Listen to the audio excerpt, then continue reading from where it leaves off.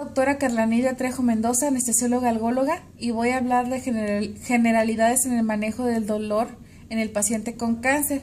Vamos a abordar solamente generalidades ya que se trata de un tema muy extenso.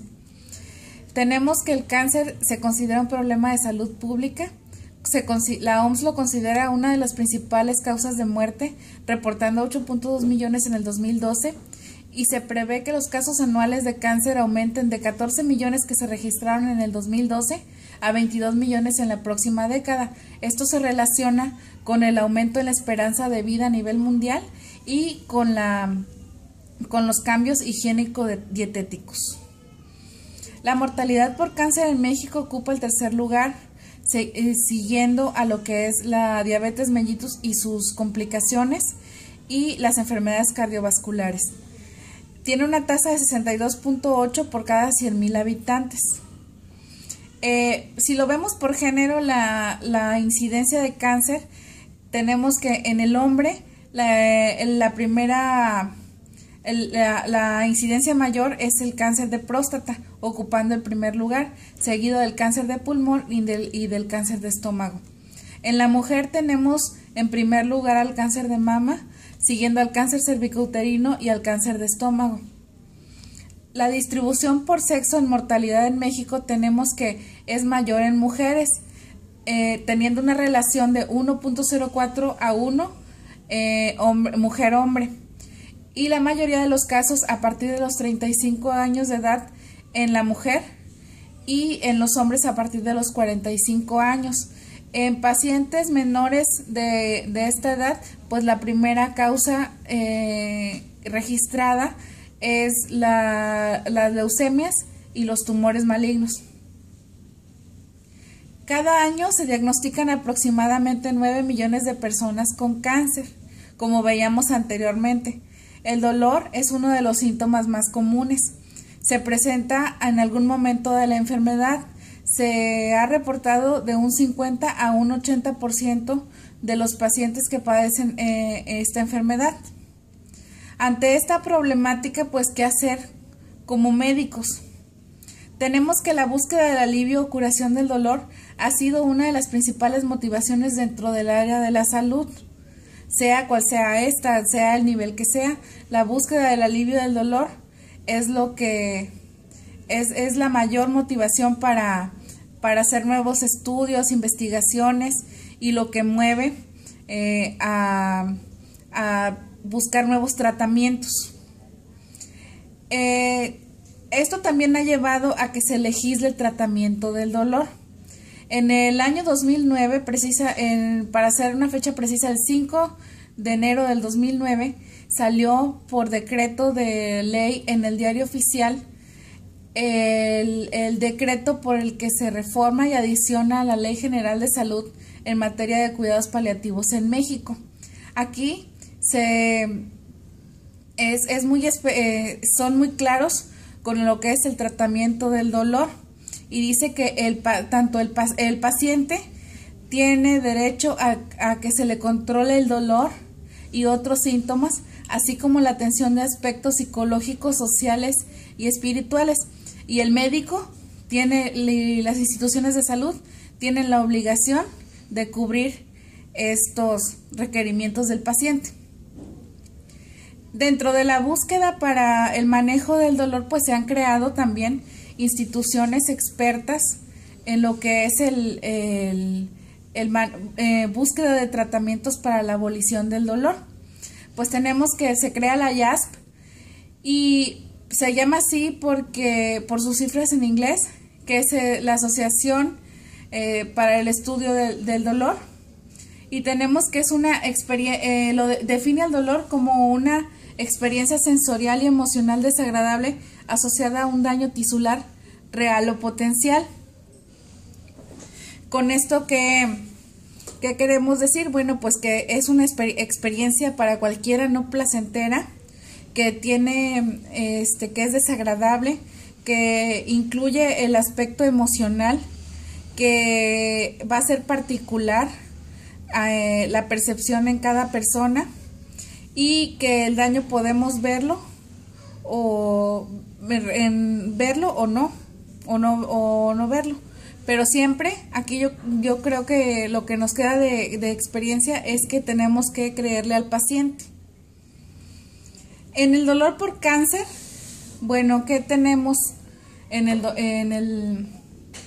por qué se origina o por qué tiene dolor un paciente con cáncer? Tenemos que el dolor es ocasionado por el proceso oncológico en primer lugar.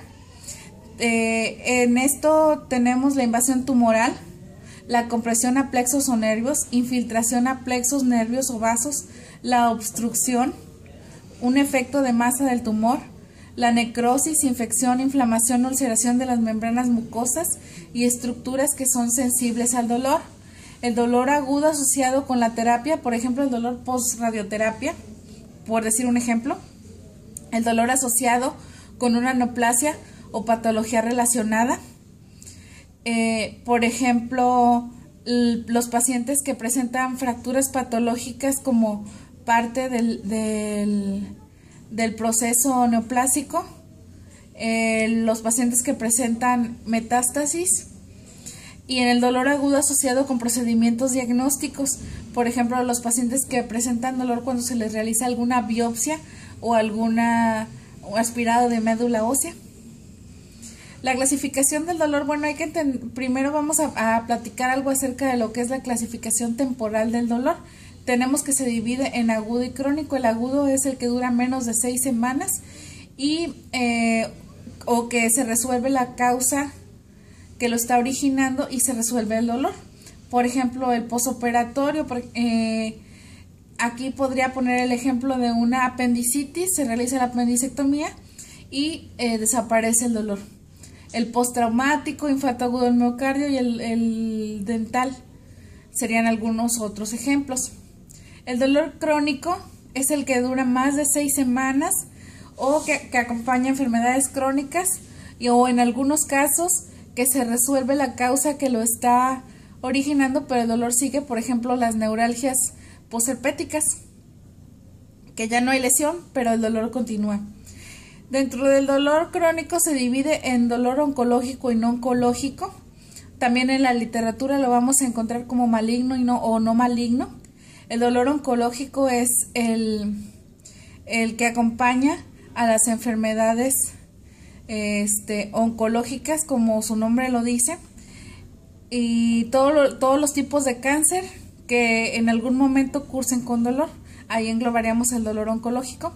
Y el dolor no oncológico son patologías crónicas que cursan con dolor, por ejemplo, la diabetes mellitus, con lo que son las neuropatías diabéticas, la osteoartrosis, muy común en el adulto mayor, las enfermedades reumatoideas que cursan con dolor, las neuralgias, la insuficiencia vascular, por mencionar algunos ejemplos. Dentro de la clasificación etiológica del dolor, tenemos que se encuentra el dolor neuropático, que es un dolor originado por una lesión nerviosa, que puede ser periférico o central. Por mencionar algún ejemplo, tenemos las neuropatías diabéticas, el dolor originado por enfermedades desmielinizantes. El dolor nociceptivo se divide en osteomuscular y visceral.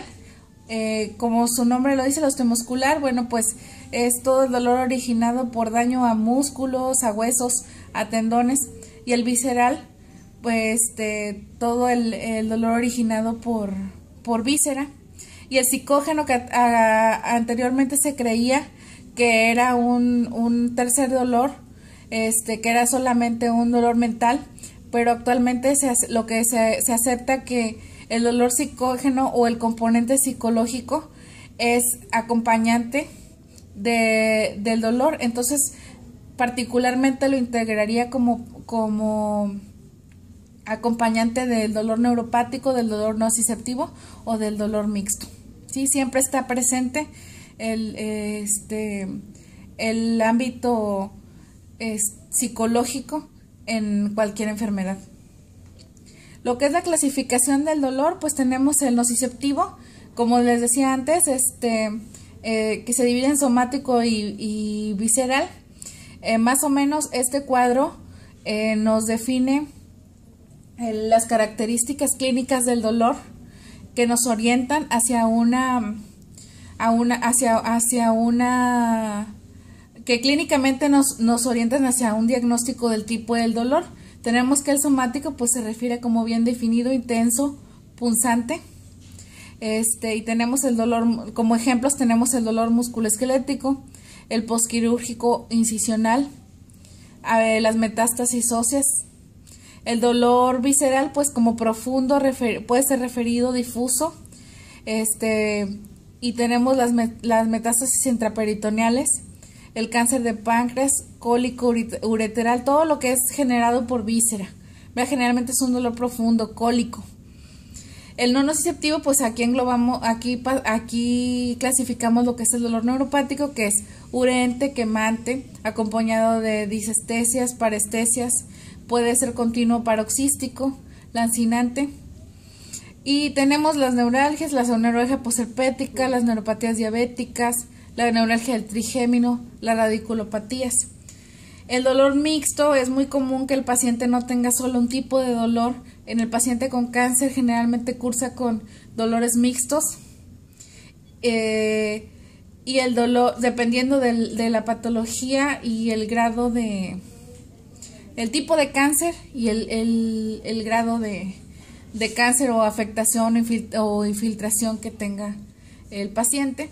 Y el dolor psicógeno, que va a acompañar a los demás tipos de dolor. ¿Cómo evaluamos el dolor en un paciente? Bueno, tenemos que el dolor pues es una experiencia subjetiva que cada quien la va a sentir particularmente, pero tenemos algunas escalas que nos van a ayudar para saber cómo está el dolor, o nos van a orientar acerca de cómo está el dolor. En ese momento tenemos la escala de Likert, que es una escala que va de ninguno a intenso y el paciente marca un cuadrito. La escala visual análoga, que va de no dolor a dolor. La escala numérica, que va de 0 a 3, un dolor leve, de 4 a 7, un dolor moderado, y de 7 a 10, un dolor intenso. Y la escala de caritas para niños, o la escala frutal para niños o para pacientes analfabetas. Dentro de los cuestionarios multidimensionales, pues aquí vamos a ver cómo se comporta el dolor en pacientes con dolor crónico. Generalmente en nos damos cuenta cómo se ha comportado, cómo ha estado viviendo el paciente con una patología crónica y qué rol juega el dolor en su vida diaria. Sí, en encontramos pues el cuestionario de McGill, que va a darnos una orientación hacia lo que es el área sensitiva y el área afectiva. Un inventario breve de dolor o el diario de dolor son útiles para dar manejo al paciente y para hacer ajustes en el tratamiento del dolor. Ante esto, ¿con qué contamos para el tratamiento? Bueno, tenemos tratamiento farmacológico que vamos a revisar brevemente a continuación. El tratamiento intervencionista, que es complemento del tratamiento farmacológico. El tratamiento mixto, que incluye tratamiento farmacológico e intervencionista, y otras modalidades terapéuticas que deben acompañar al tratamiento del dolor, que también vamos a ver a continuación. Tenemos que el tratamiento farmacológico del dolor tiene 3 pilares principales: los no opioides, que entrarían los AINES, los opioides y los fármacos adyuvantes. Para manejar un diseño del dolor, pues se creó la escalera analgésica de la OMS, que principalmente se inspiró para el manejo del dolor en el modelo de dolor del paciente con cáncer, la cual el primer escalón es un no opioide más un coadyuvante. Si el dolor persiste, pues le damos un opioide leve más un opioide que sería un AINE, más un coadyuvante. Y el opioide para en el tercer escalón se da un opioide de mayor uno más potente con un opioide y un coadyuvante. Actualmente se tiene también, si el paciente llega con si lo evaluamos en un dolor intenso, pues se puede utilizar lo que es el ascensor analgésico, que es quitarle el dolor con un opioide, no seguirnos los pasos que tiene la escalera analgésica, sino quitarle el dolor con un opioide potente y posteriormente ir ajustando el tratamiento. La terapia del dolor, bueno, ¿cómo podemos hacerla? ¿Cómo se puede establecer una terapia para el dolor? Bueno, dentro de lo que es la terapia del dolor tenemos primero hay que tratar lo que lo está causando. Tratamiento causal, por ejemplo, en este caso sería el manejo del cáncer, ya sea quirúrgico, ya sea con radioterapia, quimioterapia, etcétera. Y el tratamiento sintomático, pues en este caso es lo que estamos viendo es el manejo del dolor, aunque hay síntomas acompañantes a la enfermedad oncológica que en este momento no vamos a tratar. Tenemos que la terapia farmacológica, bueno, pues con los analgésicos, que son, como había mencionado antes, los AINES, los analgésicos opioides y los coadyuvantes. Y en la terapia no farmacológica, pues entraría la terapia intervencionista, entraría lo que es la terapia psicológica y terapias alternas. Los AINES son sustancias químicas con efecto antiinflamatorio, analgésico y antipirético. Actúan bloqueando la síntesis de prostaglandinas. En la terapia farmacológica con AINES hay que tener ciertas consideraciones. Bueno, que es la primera alternativa en el manejo del dolor, en el dolor leve moderado, o en una agudización de un dolor crónico. Usa una amplia variedad de modelos de dolor. Tiene un efecto antiinflamatorio y antipirético, que en el paciente con cáncer muchas veces se requiere este tipo de fármacos porque cursan con este tipo de síntomas. Son fácilmente disponibles, por eso se sobreutilizan y a veces están mal indicados para otro tipo de dolores para el que no son adecuados. Tenemos una gran variedad de AINES, los cuales de los cuales podemos disponer de acuerdo a sus propiedades, a sus efectos, considerando sus propiedades, sus efectos adversos y el tipo de paciente y el tipo de dolor que vamos a tratar.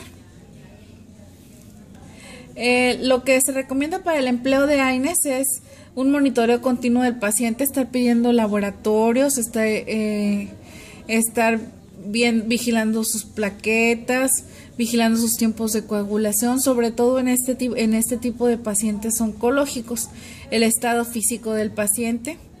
No se recomienda la utilización de estos fármacos por más de 5 días por los efectos adversos a los que conllevan por su mecanismo de acción. También no se recomienda la combinación de 2 medicamentos de este grupo, ya que no se consigue mejor analgesia, simplemente mayor riesgo de presentar efectos adversos. 3. Bueno, a continuación veremos lo que es el grupo de los opioides, antiguamente llamados analgésicos narcóticos, actualmente se les llama analgésicos opioides. Se clasifican según su potencia analgésica, su funcionalidad y su estructura química. Lo que es el opioide, bueno, pues por definición tenemos que son analgésicos analgésicos, se llaman analgésicos opioides a los fármacos que tienen efectos similares a la morfina y que como mecanismo de acción producen analgesia al unirse a los receptores específicos dentro y fuera del sistema nervioso central, por ejemplo en cerebro, espinal, médula espinal, tejidos y tejidos periféricos. Estos receptores normalmente interactúan con sustancias opioides endógenas, con lo que son las endorfinas y encefalinas, también llamadas opioides endógenos. Bueno, dentro de los opioides consideramos los opioides débiles a la codeína, al dextropropoxifeno, al tramadol y a la nalbufina.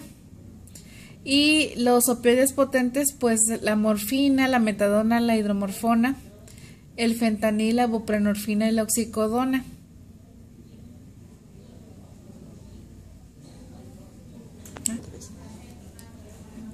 Dentro de los opioides, bueno, pues las ventajas de utilizar opioides que son potentes analgésicos, no tienen efecto techo. Con esto me refiero a que como así como los AINES, con esto ¿a qué se refiere el efecto techo? O sea que le puedes dar mucho, o sea, tienes la posibilidad de poder aumentar las dosis sin que no haya mayor analgesia con el uso de opioides, lo que no pasa con los AINES. Con los AINES, no porque aumentes la dosis vas a obtener mayor analgesia, y sin embargo sí puedes obtener mayores efectos adversos. Entonces ese efecto no lo tienen los opioides. Podemos con seguridad ir aumentando las dosis hasta titularlas. Es útil en todos los tipos de dolor, en dolor neuropático y en dolor mixto. No tiene efectos a nivel gástrico, y una ventaja sobre todo en este tipo de pacientes es que disponemos de diferentes vías de administración de este tipo de fármacos. Dentro de las desventajas, pues las náuseas y el vómito, el estreñimiento, la tolerancia o dependencia a la cual le tiene mucho miedo cualquier paciente y algunos médicos todavía, a la depresión respiratoria, la somnolencia y la disforia por el sitio de acción de estos fármacos. Sin embargo, tenemos dentro de lo que son los síntomas acompañantes de la enfermedad oncológica, pues que se presentan este tipo de síntomas, o los pacientes cursan con este tipo de síntomas en alguna etapa de la enfermedad aparte del dolor. Entonces existen fármacos específicos o medidas específicas para ayudar al paciente a que no presente o a minorar este tipo de síntomas acompañantes. Dentro de lo que es la tolerancia, pues también existe lo que son las rotaciones de opioides para ofrecer una mejor calidad analgésica a este tipo de pacientes. La depresión respiratoria, pues hay que titular la dosis y vigilancia del paciente. Están indicados en dolor moderado a grave o alto. Se consideran a partir del segundo escalón de la escalera de la OMS, y también está indicado utilizar opioides potentes en un dolor crónico agudizado, lo que les decía anteriormente, lo que es el ascensor analgésico. Las recomendaciones, bueno, hay que evaluar la intensidad del dolor y el tipo del dolor, empezar con dosis bajas y aumentar paso a paso, valorando siempre el estado físico del paciente. Y si el paciente, también es importante ver si el paciente nunca ha recibido opioides. También es importante, sobre todo en este tipo de pacientes que son vírgenes a opioides, dar alguna medida antiemética o algún fármaco que evite o ayude con el estreñimiento, así como medidas generales para el estreñimiento, la retención urinaria, que sería y el prurito, que serían de lo más frecuente en la utilización de opioides. Y si se usa la presentación parenteral, debe hacerse en forma lenta y diluida. Entonces, como les decía, existen diferentes vías de administración Está la vía intravenosa, la vía oral, la vía sublingual, transdérmica, peridural y subaracnoidea. Sobre todo que las últimas son muy, en este modelo de dolor por cáncer, son muy útiles, ya que muchas veces el paciente con cáncer ya no deglute, el paciente con cáncer tiene problemas relacionados con la inmunosupresión, por ejemplo las mucositis, que no permiten que el paciente pueda consumir la vía oral. La vía transdérmica, bueno, pues es una liberación continua, tiene analgesia eficaz, está indicada en pacientes con dolor crónico, con dificultad de deglución o alteraciones gastrointestinales, y pues no es idónea para el dolor agudo, porque pues el dolor agudo tratamos de controlarlo de manera inmediata, y para esto la vía transdérmica pues tarda aproximadamente 48 a 72 horas en tener niveles en sangre, y también la titulación es lenta. Entonces, por eso no se recomienda para el dolor agudo.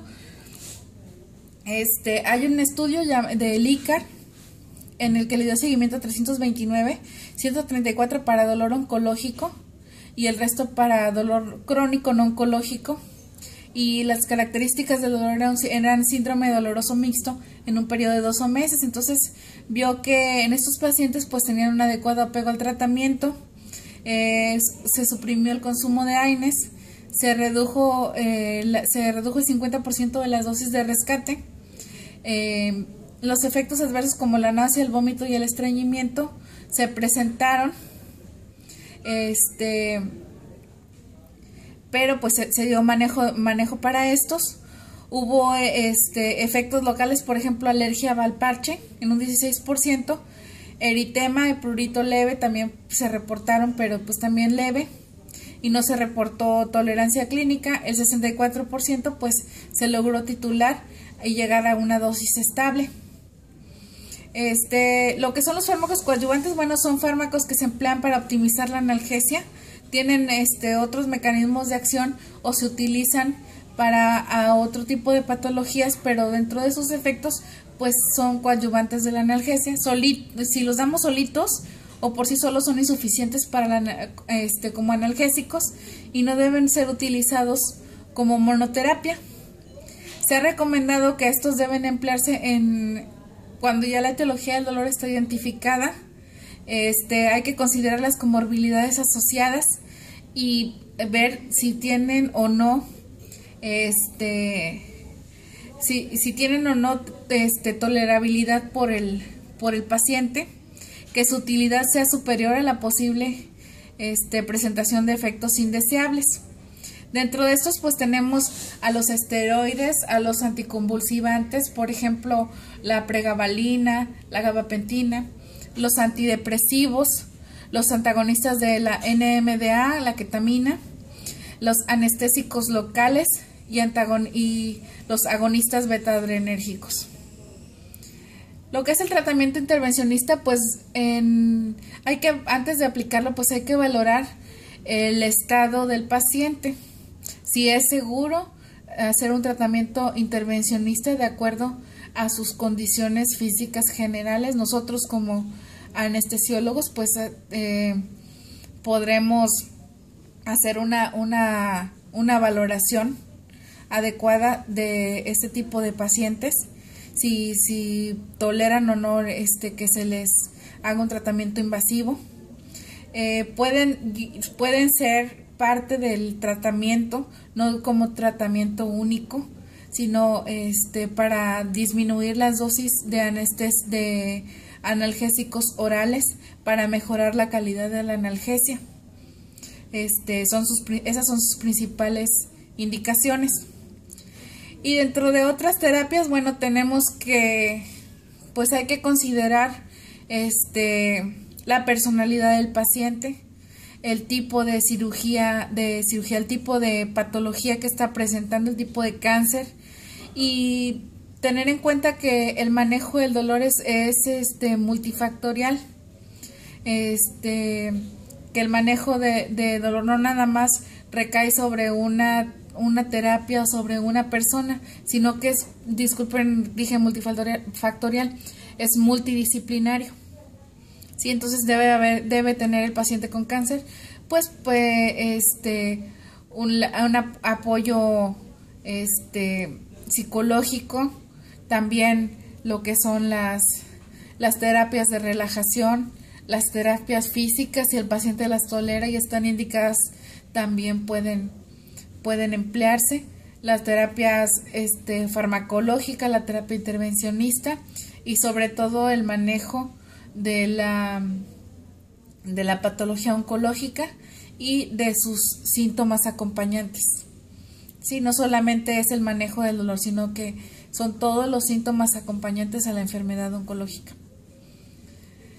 Entonces tenemos que posteriormente pues se modificó la escalera analgésica de la OMS, incluyendo ya lo que son los procedimientos invasivos en el cuarto escalón o agregando un cuarto escalón.